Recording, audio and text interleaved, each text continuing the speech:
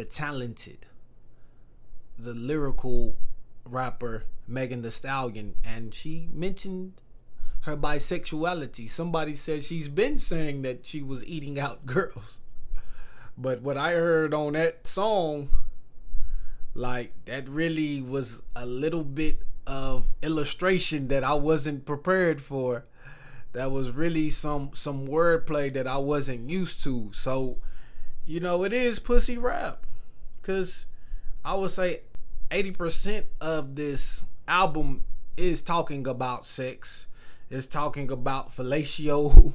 It's talking about cunnilingus. It's just talking about penetration, intercourse. It's just talking about one big sex party. And I could see why her cameraman was trying to get that bread, because damn, I don't know if the death of her parents is causing her to act out in such a way, or I don't know if it's just her empowerment of sexuality that makes her want to take this route. But when I listen to Megan, I know she can rap.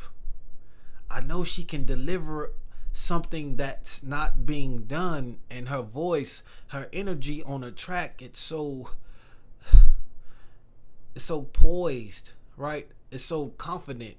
It's so aware of the space that it takes up. And when she says things, these little girls are gonna listen, right? And when I was listening to it, it was a lot of feminine energy, right? That's what they call pussy rap. They talking about having sex. They talking about using men to their advantage. The same way, basically, some of these male rappers talk about women. Sauce Walker, the pimp shit, right? She's talking about being a woman. She's talking about empowering herself through sex, through business, through everything you could think of that a woman could get her hands on to elevate herself, right? And she's a great rapper. She's elite, right? But that energy, it was so feminine. Like, I could only listen to it one time because it just didn't feel right for me to just keep on playing it over and over it again. Now, when we go to Ramble, that one song Ramble, and we talk about Pimp C, UGK, Bun B, Paper Together, and then we go to Miami Blue, Big Crit, one of my favorite rappers, that she actually gave him some shine. She actually gave him some light. I can applaud her for that. I will bow down to her for that, because I really appreciate her, sticking to her Texas and Southern roots and giving other artists the platform to be on her album. So everything that I've heard from Megan, to be honest, I feel like this is the best album, right? I don't think she's put out a whole body of work better than this. And like I said, it's 80% of that pussy rap is 18 tracks, right? But when we go to that UGK, she was talking about that sad girl, you know what I'm saying? When we go to Miami Blue, right? And when we go to Ramble, his Cobra, when she really just talking her shit, you know what I'm saying? Then I feel like that's the Megan I want, but she definitely has to appease her fan base. And I just feel like that influence on these younger women, I could see why these mothers are frustrated, right? Because I'm 34. These mothers that I know are my age or a couple years older, so they have daughters that are teenagers, and they're listening to this and they're being influenced by this, and pretty much it's turning them out, it's freaking them out, right? I also been seeing studies that said girls are hitting their puberty earlier now. What's going on? Why are these girls getting on their puberty now? Is it because of the influence? Is it because of the sexualization of women through the hip hop culture? I don't know what it is.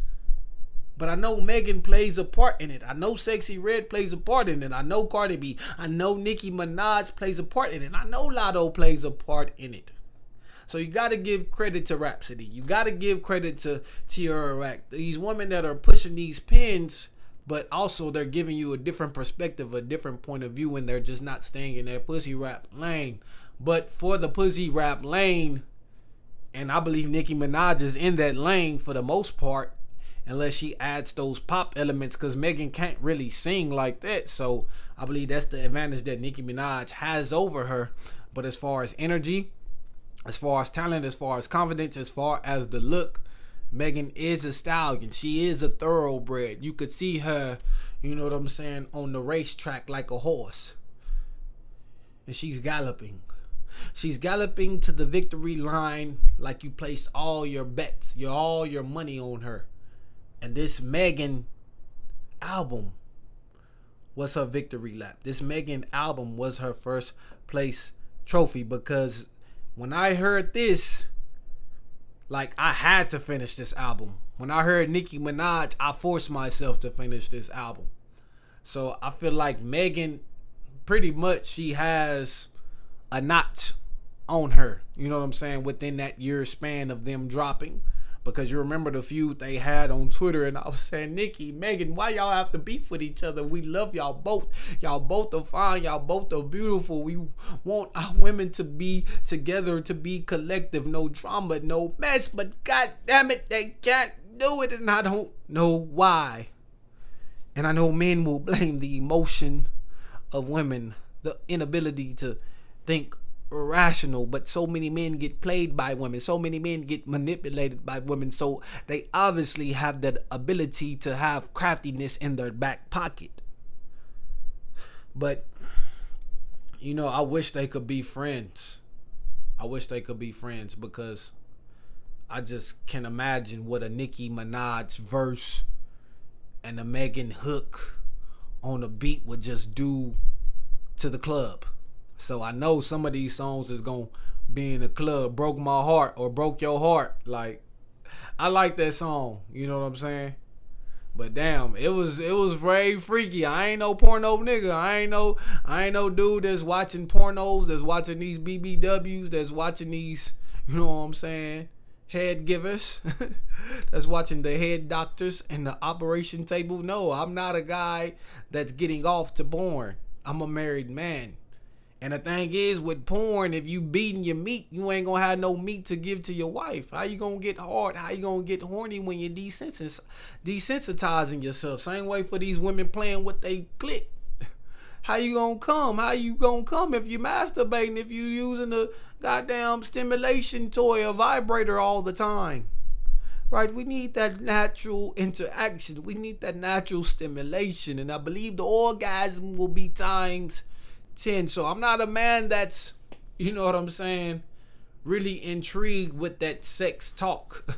Right? It's a little bit too much for me, but at the end of the day, she delivered, and she did it better than anyone I've heard do it. And it sounded freaky. It sounded nasty, but it sounded like a woman that was committed to the kink. A woman that was committed to the urge, that was committed to the pleasure, that was committed to her body being fulfilled. And I love her body. I love her look. And I love her natural nose. Right? It's just something about her that's dope. You know what I'm saying?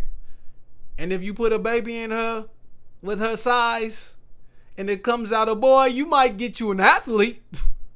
You might get you a nigga that could run a 4-4, that could dunk that basketball. You might get you somebody that could play safety, come downhill and bang or running back up. Right? Or maybe a wide receiver for the jump ball like DK Metcalf. Right? Because Megan, she is a physical specimen. Similar to Serena Williams, right? So, man, shout out to Megan. And what's up with Drake? What's up with Drake?